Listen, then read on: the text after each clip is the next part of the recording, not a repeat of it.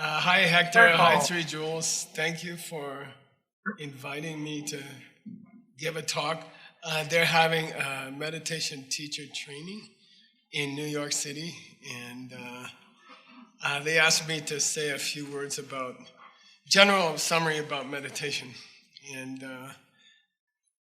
the message I got, Hector, was to, we have lots of trainings here in Arizona for teachers of DCI Global, which is a business organization, and we have a college called Sedona College, and at the end of the term, I have to give them a pep talk because there's a problem with things like yoga trainings.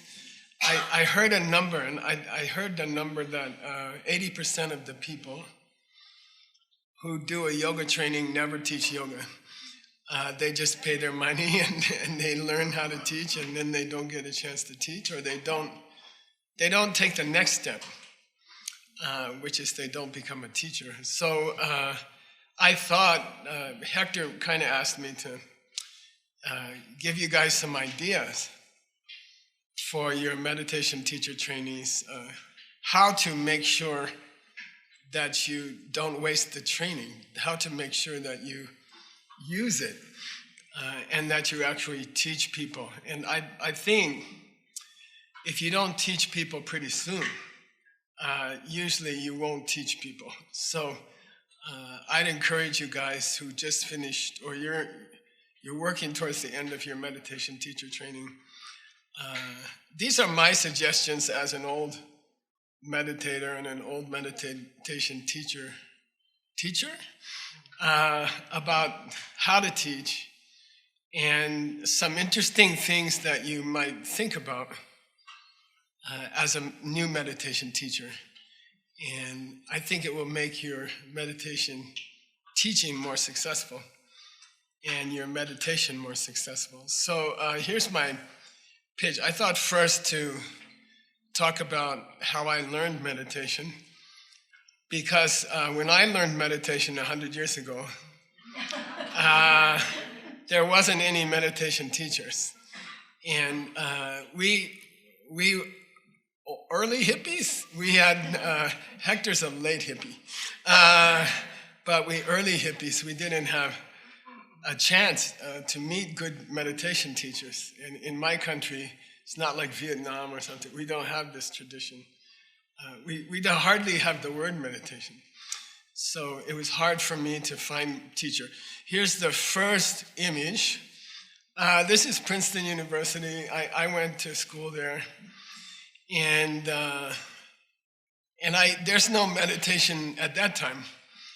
You couldn't learn meditation in the university. But there was somebody teaching meditation in a little house. Like you had to walk a long way, and then they would teach meditation in somebody's house. And my friends asked me, hey, you want to go learn to meditate? And I heard about meditation. I didn't know what it was. But I was like, yeah, I would like to learn about meditation. My major was Buddhism and Christianity, and Russian and Tibetan and Sanskrit. And then I thought I would like to, learn how to meditate. So I went to this house, and we all sat down in the living room. And this guy, I don't know where he learned to meditate, but he said, okay, I'm going to lead a meditation. And then we all closed our eyes. And in those days, if you sit cross-legged, you already felt like a Buddha, And so we all sit down cross-legged. And then he said, close your eyes. And then we all closed our eyes. And then he said, don't think about anything, just think about black, Empty your mind and don't think about anything. And the whole world is black, And so I sincerely tried, because I never heard anything about meditation. And I thought, okay, that's meditation. And I sat there, we did about 20 minutes. And we were all looking at the black. And then he said, okay, open your eyes, And then we got some orange juice or something, some refreshments.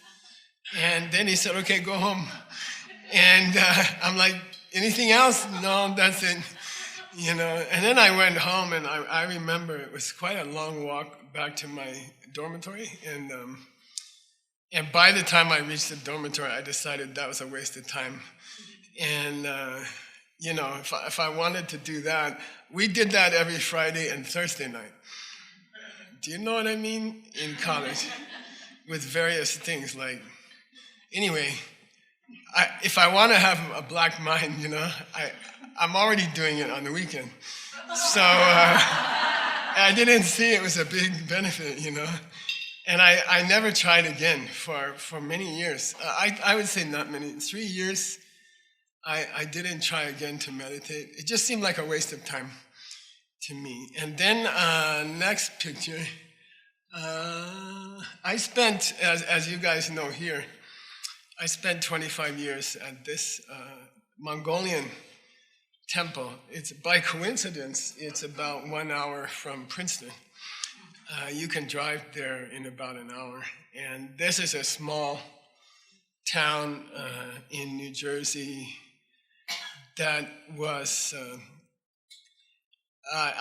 700 years ago, a bunch of Mongolian horsemen reached Europe.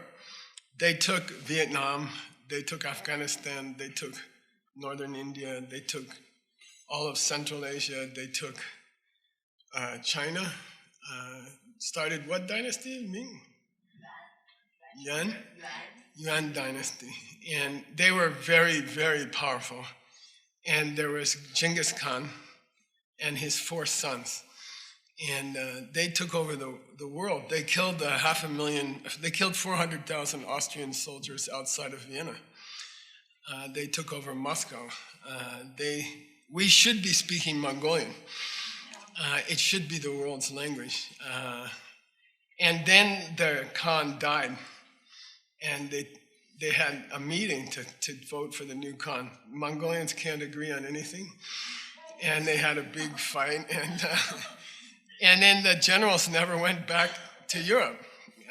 So they left a big group of people there. One small general in southern Russia, and they were living near a river. And I don't know, 100 years later, they decided to go back home, and the river was supposed to be frozen, and they had half their people on the west side of the river and half their people on the east side of the river. And it was Christmas night, and the date was selected by the Dalai Lama of that time, like 17th or something. And then on that night, there was a strange heat wave, and the ice melted in the river.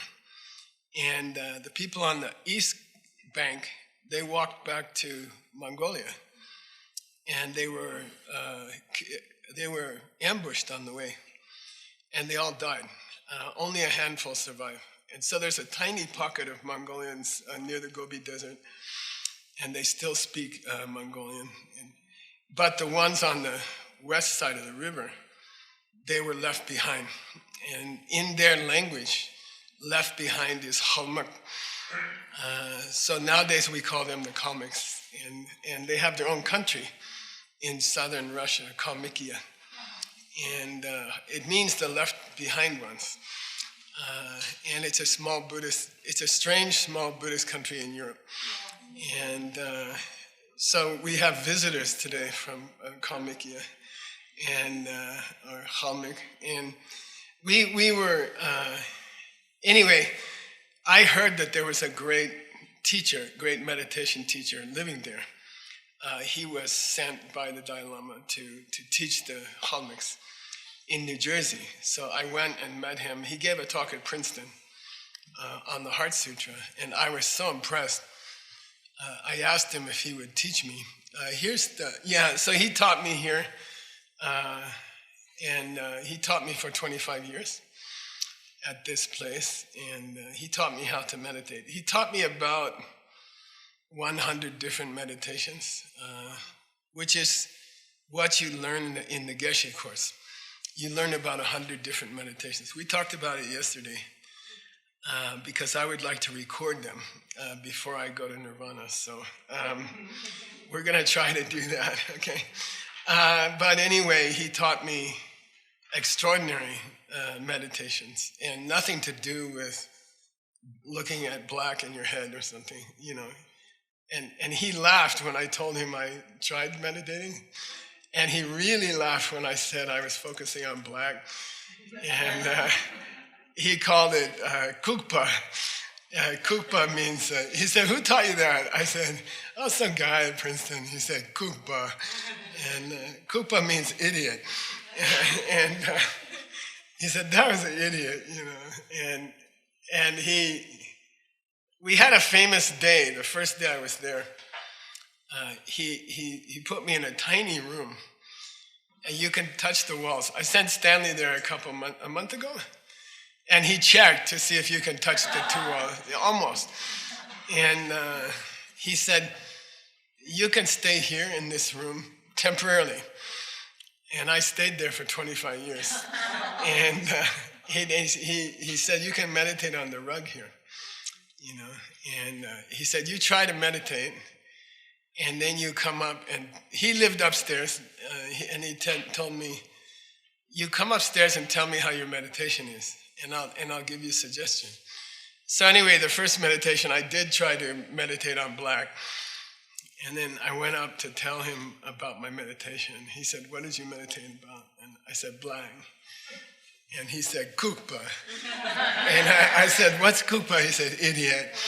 You know, he said, "Go try again," you know. And I went back, and I meditated about this idea I heard that nothing is good and nothing is bad, you know. Like, you're supposed to just relax. If something good happens, don't be happy. If something bad happens, don't be unhappy. And this is meditation, you know. And then I did that for like a half hour. And then he had a bell. He would ring the bell, and that means I'm supposed to come upstairs running. I have to run. For 25 years, this was exercise. And then I said, he said, "What did you meditate about?" I said, "Nothing's good, nothing's bad." He said, "Shindu Gutpa," which means super stupid, you know. And, you know, he said, if something's nice, it's because you help somebody. If something's bad, it's because you hurt somebody. Of course, it's very important to meditate about that. And then it went like that. The last one I did, he said, "Shindu Nine Kupa," which means super, super stupid. And then he taught me to meditate, and we worked hard on it. We really, really worked hard on it. And he was teaching me maybe 4 or 5 hours a day for 25 years. And a lot of the classes were just the two of us, and he taught me to meditate. Then I went to, next picture. This is my monastery in the Himalayas. And so I went there when I had studied with my teacher for 8 years. Then he said, "You can become a monk and you can go to the monastery." So I would go there about half the year. And I learned advanced meditations there. And we do them in the Geshe course. So part of the Geshe course is 25 years of study. And I was the first American to finish it, and the first Westerner in my monastery, which is 600 years old. And we have a very strict meditation schedule. We have to get up like 5 o'clock and meditate. It's the first thing you do every day. And we meditate together in the morning. We meditate 3,000 people sometimes. And it's amazing. It's an amazing experience. So I went deeper in the meditation there. And at the end of my Geshe studies, after 25 years, they challenged me to go to New York and start a business and see if I could apply those methods to the real world. And because they didn't have any monk there, I was the only foreign monk. So they thought they'll try and experiment with the foreign monk, So they sent me to New York City, and I started a business. And they said, try to see if you can find ways to use your meditation to help your business and help normal people, family people. Because they're all monks. They rarely go out in the monastery. There's a joke that one of the monks from our monastery decided to visit his family, and he had to take a bus, but he couldn't buy the ticket because he couldn't count the money, because they don't teach arithmetic. They don't know how to count, which I discovered later when I did a business there. They lost a lot of money before I closed it. We did a secret diamond cutting factory inside the monastery. And they lost so much money in 3 years, I had to close it. Anyway, they're terrible with mathematics, and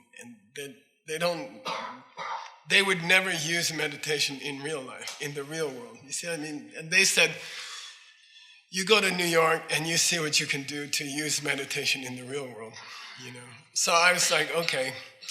And it was an interesting experiment because I didn't have any model. I didn't have anyone to help me, or I didn't have anyone to teach me. I just had to do it on my own. And I would talk to my teacher every day. I commuted 2 hours into New York, Manhattan every morning, and 2 hours back to the monastery. I always had to go back to the monastery at night. So we went, I did like that for over 19 years in corporate life. And I wanted to talk a little bit about how I used meditation in real life, because I think if you're a meditation teacher in this world, it would probably be most helpful to teach people how to use meditation in their real life or in their business life. So I thought I would talk about that. Since you guys are graduating from your teacher training, and these are some suggestions of how I used it, okay? Next picture, you guys. This is a typical Geshe debate. And it's quite physical. It looks like martial arts, and it's quite physical. Stanley went and talked to some of my classmates recently, and they said, I didn't know, they told him, oh, we had a nickname for Michael. And he said, what? And he says, Ari Mangmi. Ari Mangmi means the American soldier. Because I was about 12 inches taller than every other monk, because they're short. So they called me because it's very helpful in debate because it's very physical. So you just push the other guys through. Nobody hits anybody. Like in 20 years, 25 years, I never saw anybody hit anybody. I only saw one person get really angry in 20 years. But it's quite physical. And you have to push and you have to shove and you get up and you do your debate, like that. So the reason I show the picture is that the first kind of meditation that we use in the monastery 25-year program is called Shargom. Say Shargom. And probably you guys learned it there at the Three Jewels or some variation from Hector. But Shargom means, you can say a list meditation, a meditation on a list. Okay, so Shargom starts where you memorize a list of items. Okay, like you're not allowed to take a book into the debate ground. Everything has to be quoted by memory. And we have to quote books. Every debate, you have to quote the book. Like that, you have to quote the book, and then you have to debate. And it requires a lot of short-term memory. So what you do is you load your mind for about an hour before the debate, And it's a beautiful custom. You walk up to the roof of the building, and it has a parapet, it has a small wall, and you pace back and forth. It's very important when you're memorizing Shargom. When you're doing a memorization meditation, it's great to exercise at the same time. You don't sit in a chair or something like that. You walk back and forth and try not to fall off the wall. The walls are short. And the guys memorizing Shargom, they look like swimmers. You know how swimmers, they go to the wall and they kick off and they go back, and they look just like that. They look like zip, and then zip, and then you memorize for like an hour a short list.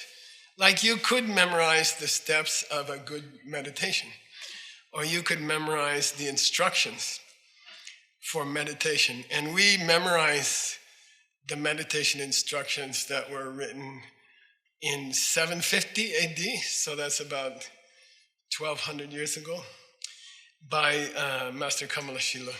And it's called Bhavana Krama, which is the steps of meditation. We memorize the book, and then we use it for our meditation. And we debate it before we do it. So the idea is that you would know the theory before you start meditating. You already know all the theory. So we would do Shargom. We would do a list meditation every day before we debate how to meditate. You see what I mean? And then you would debate meditating for weeks or months, and then they would allow you to meditate. So you have to know the theory first. You have to know the concepts of meditation before you meditate. So that first kind of meditation, the lowest kind, is Shargom, where you meditate on a list of the steps of meditation, which is Bhavana Krama, which is the name of the ancient book. Then there's a Chegom, okay? You guys know Chegom. Chegom means analysis meditation. Sometimes you can call it problem-solving meditation. Che Dao Bayata Chada Che. It's a strange spelling if you know Tibetan word. Good morning. He's going to have his class next today. So Chegom means like a problem-solving meditation. It's still discursive. You're still talking in your mind, and you're encouraged to talk in your mind. During a Shargom, you have to talk in your mind, right? You have to make a list of concepts or something. Then Chegom is also discursive. You are considering solutions to a problem, and then you are analyzing those. It's an analysis meditation, okay? And I think in the Western countries, in America, where we don't know how to meditate, and we have no meditation tradition in America, this idea started that meditation is empty your mind or imagine the whole world is black, and it's wrong somehow to think during a meditation. It's wrong to analyze. It's wrong to consider a problem and the solutions. And that's very much against the early teachings on meditation. A big purpose of meditation. There's different kinds of meditation. As I said, maybe 100 kinds. But in Chegom, you are certainly considering solutions, and you're talking to yourself. And that's very normal and very encouraged, okay? You have to do that.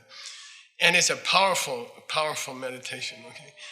I had a guy, I taught an executive for DuPont Corporation, Jeffrey Zoll, in Asia. He was in charge of human resources. He started as a clerk in the human resources department of DuPont, their Asia operations, and he was in charge of like one person or something. Later, he was in charge of 15,000 people. And he retired as the head of HR for the whole Asia Pacific. And he said, I asked him, how did you get, 100 promotions like that? And he said, it's Shargom and Chegom. Every morning he would do a Shargom. he would do a meditation on his tasks for the day. He would set up his business day, and he would prepare his schedule in his mind, do his shargom. And then he would take the shargom and he would look at the meetings he had or the business problems he had, and he would do chegom. He would pause and do chegom. He would analyze solutions to business problems during his shargom. You see what I mean? So he would mix a shargom and a chegom together. And he told me that's why he was successful in DuPont Corporation. Just Hector, if you're interested, his last name is Sol. And I remember he used to take his vacation time every year. When I was there, he would be my driver. Here's this big executive, and he would drive the car.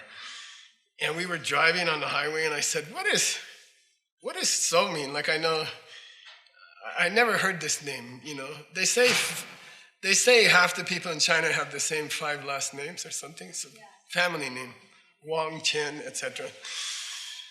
But I said, I never heard so. What does it mean? And he said, oh, Geshe, it means the guy of the left hand, the man with the left hand, which is very important in our teachings, which you can learn someday, okay? In Vajrayogini, it's very, very important. Vama Marga, left hand. So anyway, that's how he used it. So I had a problem in the monastery. We didn't have any books. We were all refugees. It was a refugee camp. And the books were destroyed. 15,000 libraries were burned. All the books were destroyed. And we didn't have copies of the textbooks for the Geshe course. We didn't have books. And somebody would memorize a book and write it out by hand. And we would have one copy for 3,000 people, you know. And it was a very strange problem that we didn't have books, you know. And I learned to read Tibetan books upside down and backwards because only the teacher had a book. And we were crushed into small little refugee rooms. The classes were in tiny rooms, and the teacher would sit on a bed, and the roof would leak. And you'd be like, duck, duck, duck. That's probably what happened to my hair. And, you know, there'd be a fight in the students, who's going to sit under the rain, you know. And so we learned to read the books upside down, and it was very, very, very difficult to do your lessons and to memorize what you're supposed to memorize. And so we had a business problem, monastery business problem. And that was, we had to figure out how to get more books, you know. And just about that time, the personal computer was invented. The first personal computers came out. And I had a chance to, at Princeton, in my Sanskrit classes, I met one of the owners of Hewlett-Packard, David Packard Jr. And he had just finished a project to input the classics of Greek. He input 5,000 classics of Greek. He paid for it. It was $5 million or something. And I had a chance to meet him. And I said, can I interest you in another project? And he said no. He wouldn't even take the proposal. And then I have a friend at the Princeton Library, and Packard he has houses everywhere, but he bought a house in Princeton. And my friend handed his wife a proposal through the kitchen window. So they waited outside the Packard's house, and then the window was open in the kitchen, and the wife was there. And my friend handed her. He said, "Just look at it. Just look at this proposal, you know." And so the wife looked at it and liked it, and she told her husband he had to meet me. And so he told me, he met me, and he said, "You got 5 minutes to tell me about your idea." You know, so I took 2 suitcases of ancient books. I had these ancient manuscripts in 2 suitcases, you know, and I open up the suitcase, I start showing him the books, and why we have to save these books and why we need the books. And then he says, wait, stop. After like 10 minutes, he says, stop. And he called his secretary and he said, cancel all my appointments today. And this is important. And he agreed to do the project. And he built the first input center. He gave us $30,000, which was a lot of money 100 years ago. So we input the books. And then we had to do the systems. He invented the CD-ROM to hold the data. The CD-ROM was invented by David Packard to hold this data. And so we had all these problems of search programs, indexing programs, subject cataloging, and because in the end there are 300,000 classics of ancient Asia, and it's a huge problem of organizing the books. It's one thing to save them, but it's a different thing to make them findable after you save them. So we have very complex indexing programs. We have a very complex and very, very fast search program. It's much faster than anything available in the world. We showed it the other day in the translation class. We looked for something, and it'll do about 3 million pages in about half a second. And so we designed those programs. Those were all designed during Qigong, okay? I used Qigong. And that's why I wanted to tell you about that project. Every step of the project, which is 35 years now, and we have finished about 10% of the target material. But everything was developed during meditation. All of the processes, all of the programs, the programming, which is unique in the world, it was designed during meditations, okay? So for me, that second kind of meditation, Qigong, is extremely useful. Here's a Sanskrit. I think next picture. Here's a typical Sanskrit manuscript that we're working with. These are on palm leaf. That's why they are shaped like that. They were printed before paper was invented. There was no paper in the world. They used palm leaves. They scratched the letters with a needle, and then they fill in the letters with charcoal. And these have a really good shelf life. They last about 1,500 years. A palm leaf will last about 15 centuries. Paper, most paper, acidic paper, will fall apart in 200 years or something. So actually palm leaves are much more efficient, okay? And there's a hole because that's how they keep the pages together. And they put a string through the hole. They put a hole in the palm leaf, and then they put a string through the hole. And the string is called, in Sanskrit, sutra. So they call the book sutra, okay? The book became called sutra because the name for string is sutra. And there you can see the string holes that hold it together. And they last very well in India, even with the humidity and hungry bugs. They last very well, okay? But we had all this, we had a lot of Qigong going on, and that's why I mention it. Problem-solving meditation, project design meditation. And it was extremely successful, okay? And now there's 12 million pages finished, total, including scans. And it's online for free. And we fundraised, and we Qigong for the fundraising, okay? You need to, that's, when you have a project like that, you need to problem-solving meditation for how to get the money to keep going, And we have survived for 35 years. We've had hundreds of different fundraising schemes, and we still survive, okay? And that's all a result of meditation, okay? It's a Shargom and a Qigong, okay? It's using meditation for problem solving. Next picture here is, this is the St. Petersburg Dvorets. This Dvorets means the palace of the king, of the prince of the Tsar. Okay, this is the old palace on the river in St. Petersburg. After the revolution, which started here, the Hermitage is next door. The first shots of the revolution and the Bachta, the post office, was where Lenin started the revolution. And they kicked out the prince, and then they killed the Tsar's family, and they put the Tibetan books in this building. They used it for Sanskrit, ancient Chinese, ancient Tibetan. They have a great Dunhuang collection from China. So we worked together with the Dunhuang Chinese scholars in the same building, and we spent 12 years here. We spent 12 years in this building, and it was in the rough times.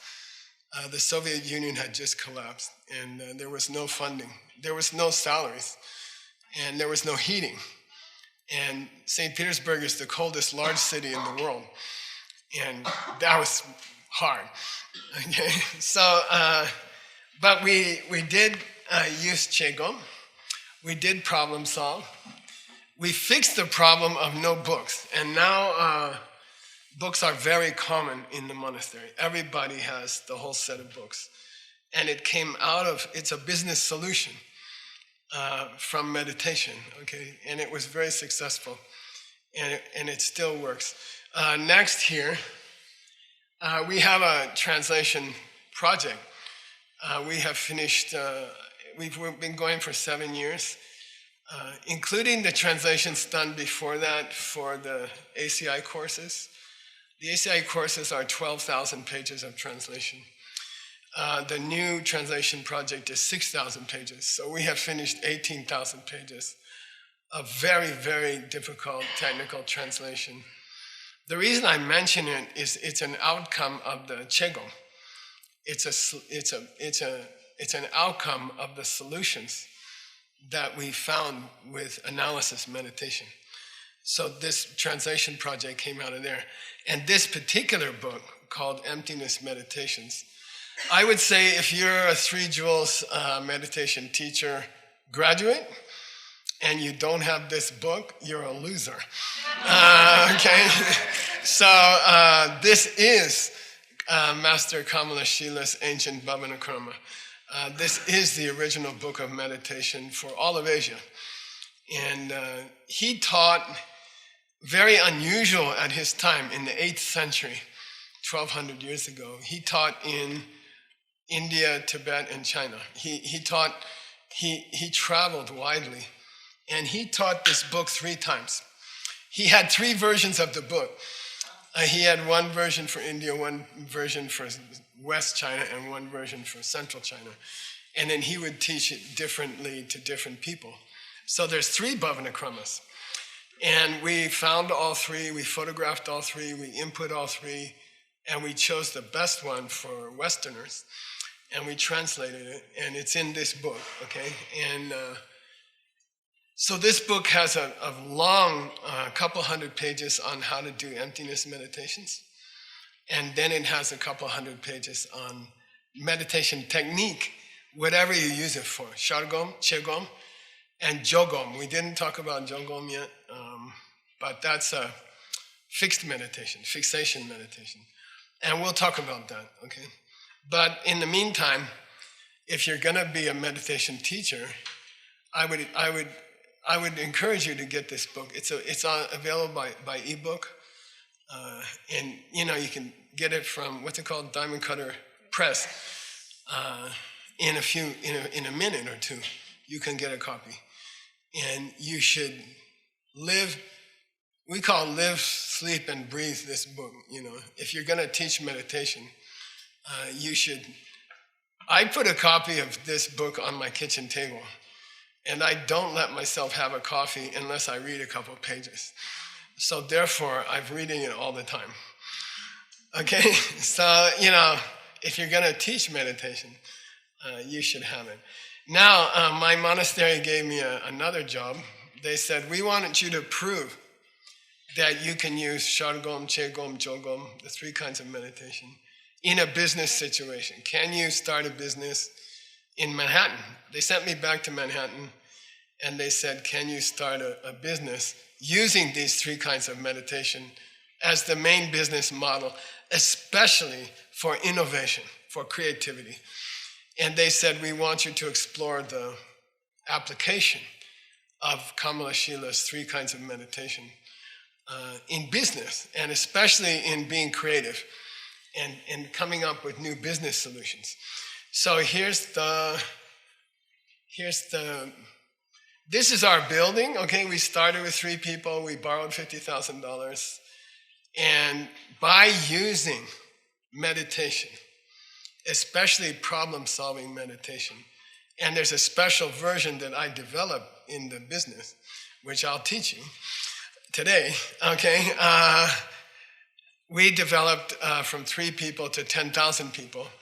We became the largest diamond jewelry company in the world, and we sold it to Warren Buffett in 2009 for $250 million, okay? And the meditation helped a lot, okay? So for innovation, I think what made us number 1 in the world, there's about 100,000 competitors in the world. We're number 1. And I think it was meditating. I think it was meditation. So we're going to talk about, by the way, I have 5 minutes, Hector, I know, then we're supposed to do Q&A. Usually Geshe runs into the Q&A. Okay, he knows me. And we're good friends for a long, long time. So I wanted to talk about a special kind of application of meditation that we used a lot in my company. And I would say we built the company on this kind of meditation. It's a variation on problem-solving meditation. It's a qigong, and we use it specifically for innovation, okay? One of the most frustrating things in the world is to try to think of something new, and your brain is not cooperating, you know? Like you sit on the toilet seat, and you say, I gotta think of a new idea, and then it just doesn't come, you know? It seems like when you have a good idea, when you have an innovative idea in a business, it's not controllable. It's not on demand.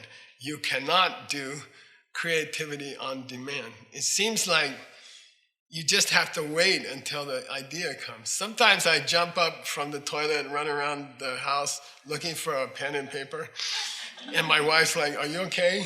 I said, I've got to find a pen. I got this idea. I'm afraid I'm going to forget. And a lot of times creativity is uncontrollable. You don't have any creative idea for 3 months. And then suddenly, in one sitting, you come up with 5 good ideas. I don't know why. But wouldn't it be more convenient if the creativity came kind of when you're at the office instead of in the other office? Okay, so I wanted to explain or talk about the method that I developed during my working years, 19 years in Manhattan. And here's the next picture. This is a cabin in Oak Creek Canyon. It's on the way to the Grand Canyon. It's the 2nd largest canyon in the United States. It's about half an hour from our business office in Sedona. It's half an hour from our offices, and it's a beautiful, beautiful canyon. It's the 2nd largest in the United States. And this is a cabin that I go to, and this is a special kind of meditation that we learn to do for innovation. And this was taught to me by my teachers. We call it Circle Day. And they encourage us, when you're looking for a new solution to a business problem, when you're looking for a creative invention, to invent something on schedule is extremely difficult, Ideas come in the toilet, ideas come just before you wake up in the morning, and then you can't remember them. And it seems like the process of creativity or new ideas is not controllable. But if you learn this special kind of examination meditation, qigong, I'm going to propose to you a process by which you can learn how to have ideas on demand, creativity on demand. So I wanted to, and I would say, first of all, find a quiet place to do an innovation meditation, and don't let it be your house, okay?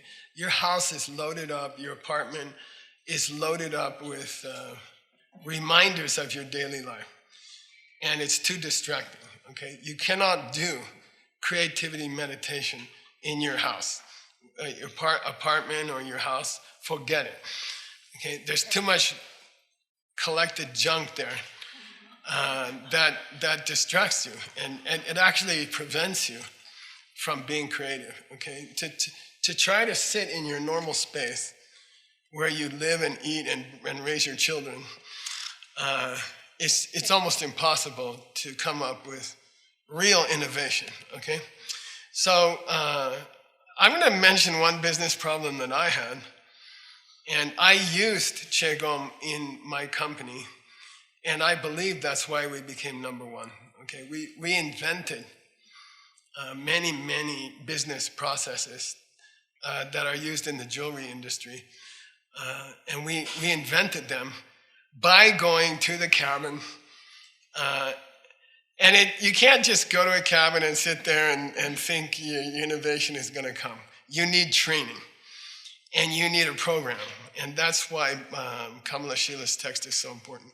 It gives you a structure for an innovation meditation, okay? So I would take Bhavanakrama, I would take Kamala Shila's book with me. I will go to the cabin, and I will do meditations, creativity meditations. And I wanted to describe them, and I'll say more about it. We have developed programs for business people. We teach about 138,000 business people a year. And we teach them these kind of meditations. And we have a special program, which I'll tell you about, which is creativity retreats or innovation retreats for business people. Or artists, musicians. We had a well-known musician here last night. It was fun. And so we have a creativity retreat program for artists, musicians, business people. And I'll tell you roughly what we teach them, but it takes time. So my business problem, I had thousands of business problems. Everybody says, oh, Geshe, you built this huge company and sold it to Warren Buffett. But every single day was a fight. You know, if you've been in a corporate life, it's not easy, okay? It's not like you're sitting there with a good coffee and at 9 o'clock the good idea comes, and at 10 o'clock you go golfing or something like that.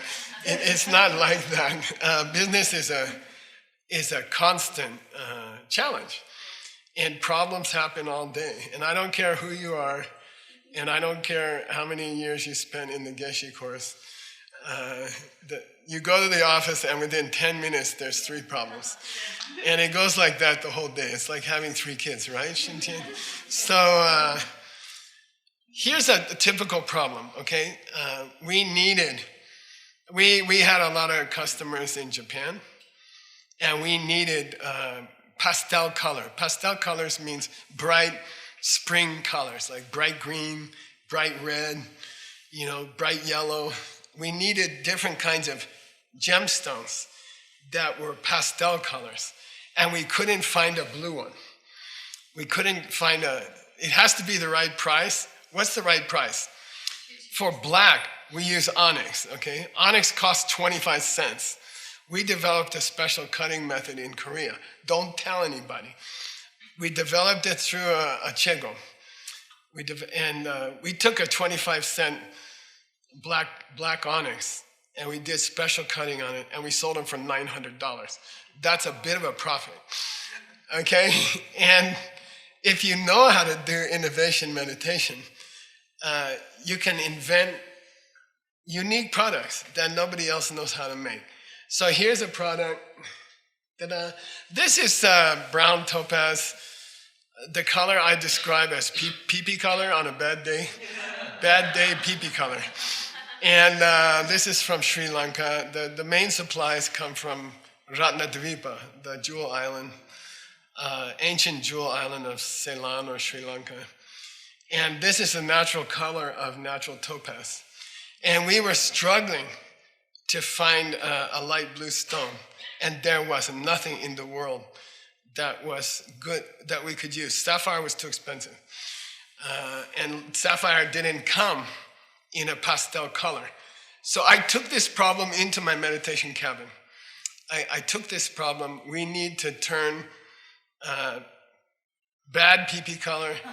Is it possible? And we knew from experience that in nature there is a genetic, what do you call it, exception for topaz structure where it turns light blue. It turns into a stunning color, but very rare, very, very rare. So we studied the structure. We went into the cabin. We did our Qigong process, innovation, creativity on demand system, meditation. And I worked on it in meditation. And here's the result. Okay? That's that comes in two colors called Swiss blue and sky blue. We helped invent the process. It's secret, I'm not going to tell you. But I can tell you that the stone costs $1.25. And the finished stone is about $900, okay? And the rest is just profit. And that's how you make the largest jewelry company in the world. And that process was invented through meditation, okay? And that innovation, and it was a planned innovation, which is something you don't usually have. Usually you're sitting in your toilet hoping for an innovation. Or, you know, just before you wake up, you get an idea and you forget it, right? You tell your wife, I gotta write this down. And she's like, well, we gotta have coffee. And you're like, oh man, I can't remember. And instead of that, we have a process, and we have developed it, okay? We have done innovation meditation on innovation meditation, okay? And we have innovated it, and we got it down to an interesting system. And we have a colleague from Shenzhen, China, Stanley Chen, he's here. And he's in charge of this project. It's his business. It's innovation retreats. How to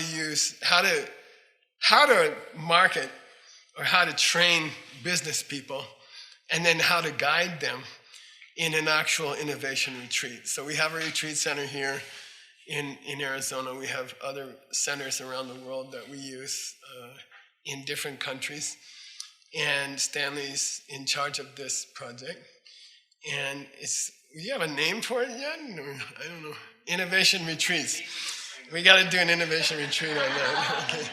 And I would say one thing. So Hector, I know that you're training people there. You described to me, and I'll just say it frankly. He said, look, Geshe-la, the people in the meditation teacher training, they're kind of two kinds of people. One is kind of spiritual people, and they want to learn meditation and learn it for their personal development and to help other people with their personal development. And then the second kind are kind of like business people. They want innovation, they want creativity. Maybe they are artists of some kind, and they want innovation. So I would say that we don't say kill two birds with one stone. We say you can feed two deers with one apple. Okay, and Stanley's working on this project. And I would say that Hector, if you have graduates, I'm thinking of Rachel for some reason. Rachel Webb, who runs the Three Jewels there. I think Rachel and Stanley, I think you would be a good team to, I think if Rachel contacted Stanley, or you guys in the teacher training there, in the meditation teacher training, if you're interested, it would be fun to organize some creativity retreats together and start to offer them to business people. We have, again, last year, we trained 138,000 business people in 20 countries. And I think it'd be wonderful if And that's a practical use of a meditation teacher training. That means 80% of the teachers are not going to be unemployed. 110% of them are going to be busy, like at Diamond Mountain, okay? So next picture, this is the original Diamond Cutter book. Somebody asked me, the largest publisher in the world, well, who was it at the time? Random House. They asked me to, Doubleday, Random House, which was bought by Random House. They asked me to write a book about how to do these creativity retreats. There's a chapter in this book, you can read it. We just finished a 20th anniversary edition. It's been published in 35 languages or something like that. So if you're interested, you can read that one. Here's a typical creativity meditation class in Vietnam, okay?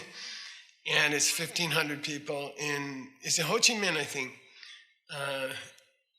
And they are studying creativity and how to use meditation for inventing new processes. So I encourage you guys to do it there. Last picture here, and then I'll finally shut up. This is a special group of 74 inventors, and they meet at MIT University, MIT Business School once a year. And they all graduated from MIT Business School. And they're old. I mean, they graduated 20 years ago or something. And they meet at the business school of MIT once a year. And it's a secret meeting. It's a closed-door meeting. They have 74 people, and they will not take a 75th. There are 6,000 people waiting for one of them to die. Okay? Like, if a seat becomes available. And they just made a rule. They will not allow more people in the room. And then they asked me to go speak there. And I had to sign a contract that I wouldn't repeat anything I heard to other people, because they are all inventors. There are 74 inventors, creative people, and they are inventing amazing stuff that will change our world, and it includes. So I take my signature very seriously. Anyway, it includes medical applications, very, very exotic medical applications, and garbage process. Can you believe that? Okay, one guy's working on a machine. You throw garbage in it at this end of the building, and by the time it gets to that end of the building, it's finished bars of metal and paper rolls. And take normal garbage, throw it into a box, and on the other side of the room, you have finished rolls of paper, finished bars of metal. You know, you just throw garbage into it, and they're doing quite well. Okay, so I would say these are the kind of things that we'll be doing here. Next picture. This is our retreat center. This is where we'll be doing the first innovation retreats. It's all set up. It's 1,000 acres. It's the largest retreat center in the United States. We have, we can fit 100 people in an innovation conference, and we would like to hold innovation conferences here. Stanley Chen is in charge of that. Here's what our cabin looks like. Next picture. And this is what the place looks like, right? And we have built about 30 or 35 cabins like this. And it's very, very good for a creativity retreat. If you're hardcore and you want a deep retreat, you get a yurt. And I spent 3 years in a retreat in a yurt, silent for 3 years. And this is not my yurt, but this is exactly the sister of my yurt. And you can do a deep, deep meditation, deep, deep retreat on creativity. So we have the facilities here. We have a director of the program. It's his company. He's building the company.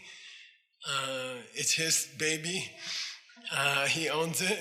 And I think it would be a very, very interesting project to get involved with. So if you meditation teacher trainees in New York, if you're not drinking coffee, hey, I lived there for a long time. You might get in touch with Stan and you guys will work on it, okay? Okay, last thing. This is called Jogom, okay? Jogom is a meditation that we did not talk about yet. And it's called a fixation meditation or a spiritual meditation, okay?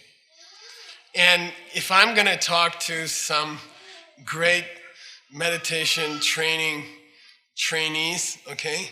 If I'm going to give them advice, here's my last advice, okay? Every person you ever teach meditation and every meditation teacher will die, okay? That's how business goes. All businesses die.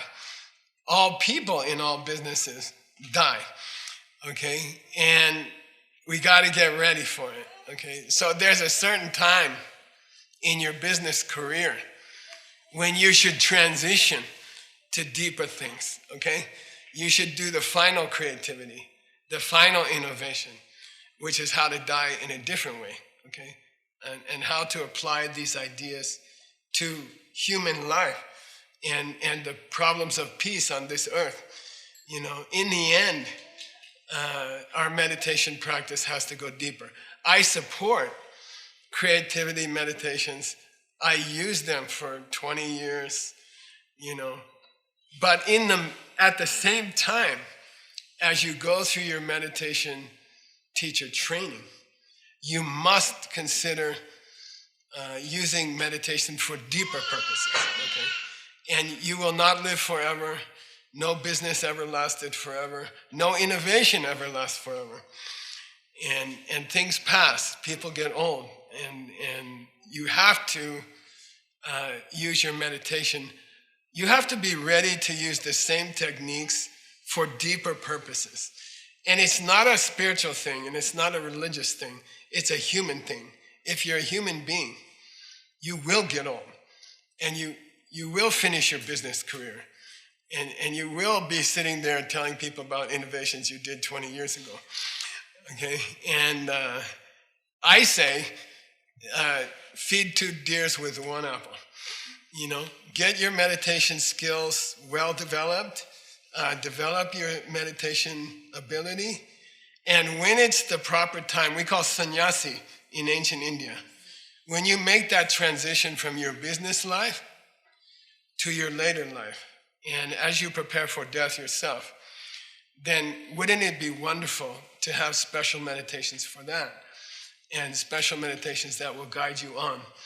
And they come out of the Shargom, the list meditation, go to Chegom, innovation meditation, and then graduate to Jogom in your later life, to where you are innovating ways to die or ways to move on. What happens to us after we die? Where do we go? We go somewhere, okay? And it would be, if you know you're going to take a trip, you should pack a bag. I'm packing tonight because we're leaving tomorrow. And the same thing with your life, okay? Like, do your business innovations, make a big company, sell it to Warren Buffett, but learn the meditations that are going to continue on after your business life. And everyone makes that journey. And I think a meditation teacher training is not complete unless you prepare the meditations that you need. And I don't think they're more important, or, you know, life is important. It's important to be able to invent new stuff. And it's important to invent a new life when you die. And it's just a continuation. It's all the same process, okay? And so I think we should balance these uses of meditation. Last thing, you said last thing. In Mexico, they call me Senor Ultima Cosa, which means Mr. Last Thing. One of the greatest meditations I've ever learned, we call it coffee meditation. And that's, I think, as a teacher trainee at 3 Jewels, you should never fail to teach coffee meditation. Maybe it should be the last thing in a 1-hour talk. You should always spend a few minutes on coffee. Coffee meditation means at the end of the day, after you're in bed, after you put your head on the pillow, as you fall off to sleep, which psychologically is a very important time, because subconsciously your mind will cook it for 6 hours, 7 hours, 8 hours. It's an ancient meditation tradition, as you fall off asleep, to think about the good things you have done to serve other people today. Okay? Positive reinforcement. Okay? Yes, you're a selfish guy. Yeah. Yes, you're lazy. Yes.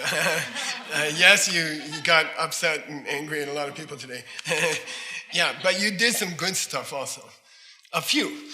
And it's extremely important to fall asleep considering the healthy and charitable and kind things you have done today. It's very important never to go to sleep thinking something negative.